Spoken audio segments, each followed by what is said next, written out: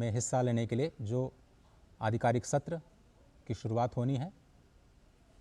उसमें प्रधानमंत्री मोदी के संबोधन का पूरी दुनिया को इंतज़ार है। आपको बताएं कि COP26 के दौरान प्रधानमंत्री ने 5 पंचामृत दुनिया के सामने रखे थे, जिसमें 2070 तक भारत को कार्बन न्यूट्रल बनाना, 2030 तक जो NDCs तय किए गए हैं उसमें विकासशील देशों की क्या भूमिका हो, उस पर उन्होंने पूरी दुनिया को भारत की तरफ से पंचामृत दिए थे। और COP27 में यानी एक साल पहले भारत ने जो प्रगति की है, उन लक्ष्यों को प्राप्त करने के लिए जो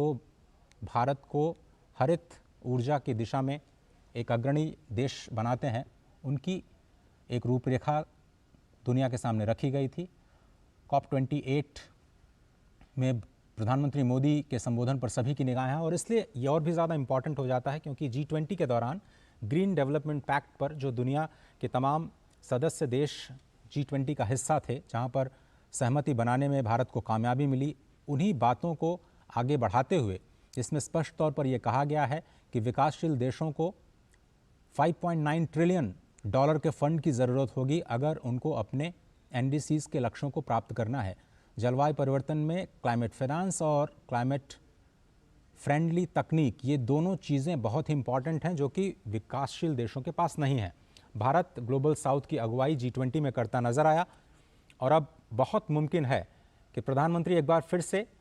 लाइफस्टाइल फॉर एनवायरनमेंट जैसे जो अभियान शुरू किए गए हैं भारत से, उनकी वकालत करता हुआ नजर आएगा। साथ ही साथ COP28 के इस शिखर सम्मेलन में भारत अपनी तरफ से उन मंत्रों को देता हुआ नजर आएगा जो पूरी दुनिया को, पूरे विश्व को हरित विश्व की ओर ले जाने में अहम भूमिका निभाते हुए नजर आएंगे। प्रधानमंत्री का स्वागत UAE में परंपरागत तरीके से छठी बार है जब प्रधानमंत्री UAE के दौरे पर पहुंचे हैं अपने 2014 से कार्यकाल संभालने के बाद। और यूनाइटेड नेशंस के एंटोनियो गुटेरेस भी इस मौके पर मौजूद, क्योंकि यह संयुक्त राष्ट्र का ही कार्यक्रम है COP28 और इस साल की मेज़बानी UAE में हो रही है। बहुत ही अहम है संयुक्त राष्ट्र की तरफ से ये सालाना